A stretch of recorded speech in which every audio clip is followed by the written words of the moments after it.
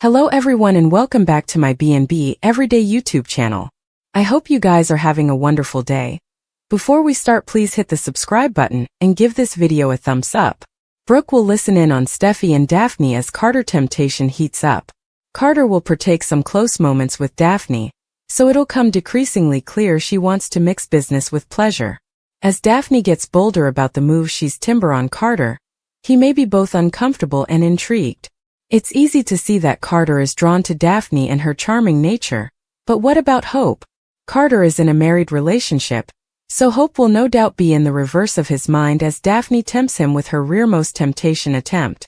Daphne is a gorgeous woman who's suddenly throwing herself at Carter, so he'll find it delicate to repel the spark he believes is passing between them. Still, trouble could be brewing thanks to Brooke, who'll walk in on Daphne purring in Carter's observance. Brooke may get the feeling that Daphne wants to steal Carter for herself, but there's further to the story. At some point, Brooke will listen in on a discussion between Daphne and Steffy, so effects could come a little clearer. Although Brooke won't eavesdrop the entire discussion, she may eavesdrop enough to realize Steffy and Daphne are over to no good. As for Carter and Hope, their relationship will come with a different hitch due to Carter's growing guilt over the LLC preemption. Carter will eventually suggest apologizing to Steffy and Ridge, so that idea will leave Hope flipping out headlong.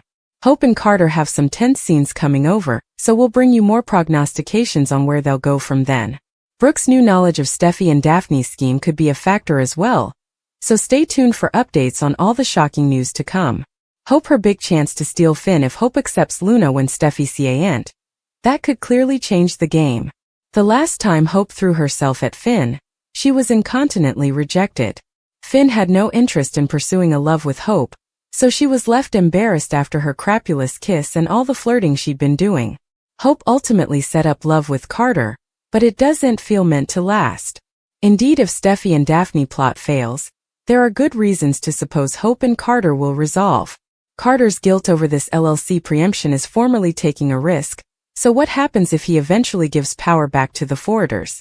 Hope may cloud over Carter countermanding on all his support, especially since Steffy could cancel her line and fire her each over again. Whatever the case, Carter and Hope have no way felt like a B&B pairing that was going to stand the test of time anyway. Since Hope and Carter were thrown together so snappily with no real substance to their love story, they may break up sooner rather than laterally. Still, it could leave Hope single at a veritably significant time if that's the case. That's because Steffy and Finn's marriage could be on the verge of crumpling over the news that Luna is his son. Finn is mealy with Poppy for making him miss out on over 2 decades of recollections with Luna. Of course, Finn also feels like if he'd been suitable to step up as a father, perhaps he could have averted Luna from going down such an awful path. Although Finn can't change the history, he can clearly try to bond with Luna now. The situation isn't ideal since Luna's serving a life judgment under house arrest at Bill Place, but Finn may get updates and try to reconnect with her there. Steffy may not be veritably probative of that plan, especially if she fears Luna's ankle examiner won't keep her at bay. As Finn and Steffy's marriage falls piecemeal, Hope could fluently swoop in and make her move with Finn next. Hope may be more forgiving of Luna's miscalculations and understand Finn's desire to bond with her. This could allow Hope to get vengeance on Steffy and find herself a new man time after her own Carter split. Hope might revive her sweats to steal Finn for herself, so stick with us for further romantic prognostications. Finn stressed Luna inherited Sheila's evil side. Steffy also dreaded her coming extremity. At the sanitarium, Finn milled over the fact that Sheila was Luna's grandmother, which left him wondering if felonious jest was in Luna's blood. Finn refocused out that both his birth mama and son had tried to exclude Steffy, so he bothered about his woman's forthcoming response. Poppy formally again pushed Finn to keep quiet about Luna's maternity, but Finn had to tell Steffy the verity and eventually demurred Poppy out of his office. Lee visited Finn and caught a regard of Poppy leaving. That led to Lee assuming Poppy talked to Finn about Luna and what happened in their home all those times agone. After Lee expressed remorse over her Poppy and Jack affair allegations, she also abominated that she'd pushed Luna down from the family who could have supported her. Lee brought up Luna's father and wondered if they'd ever know the verity, so Finn was left looking uncomfortable. At the Spencer manse, Luna wondered if perhaps Poppy and Finn could ever get updates on where she was staying. Bill claimed the arrangement had to be this way for now, but he suggested about Luna taking effects one day at a time. Luna reflected on a dream she kept having where Finn and his family ran down from her like she was a monster. Finn always stopped to give Luna one last look, so Luna felt connected to him and wondered if perhaps he could see her else one day. Bill didn't feel veritably hopeful about that, but he suggested it was a distant thing for Luna to work toward. Indeed, if it wasn't possible. Suddenly, Bill got a call that advised him to Poppy showing up at the gate. After Luna hid, Poppy came by and sought Bill's help to find her son. Poppy reflected on her once miscalculations since she didn't give Luna the stability she demanded growing up. Bill also noted that Poppy didn't tell Luna about her father, and suggested that added to the damage that was done. Luna heeded in on the discussion and sounded to appreciate Poppy taking some responsibility for her conduct.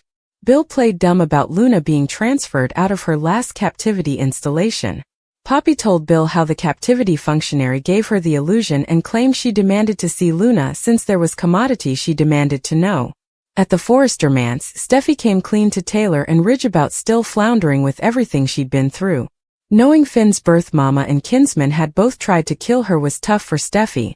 Steffi allowed back to all the challenges she'd overcome with Finn and expressed concern about another bone. Since Steffi always lived with the fear of what was next, she didn't suppose that feeling would ever go down.